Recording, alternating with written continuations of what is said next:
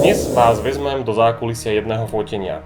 Produktová séria pre agentúru Monami, kde fotenie prebiehalo v arabskom štýle, teda pieskové rekvizity, ale samozrejme aj biely stan. No a teda dosť práce predtým, než som vôbec stlačil spúšť.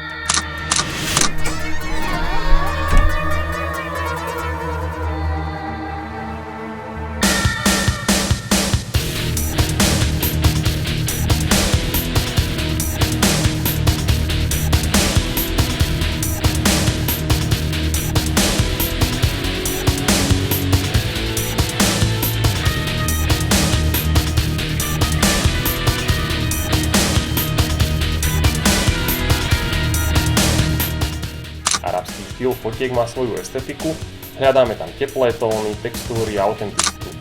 To sa samozrejme nedá odfotiť na prázdnom stole a preto sme vymysleli, že krémiky a mastičky budú v pieskom naplnenej scéne. Lenže nechceli sme len tak hodiť produkt na piesok a hotovo. Pre set som pripravil steny s pieskovou omietkou. To bola pre mňa premiéra, v reálnom svete by to asi neobstálo, ale na fotke to fungovalo.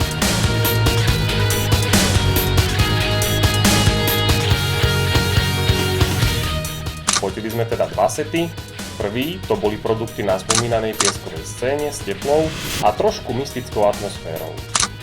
Druhý bol samozrejme biely stan pre čistú produktovú foto. Ide tam monoprodukt samotný, je to taká typická fotka v e-shope.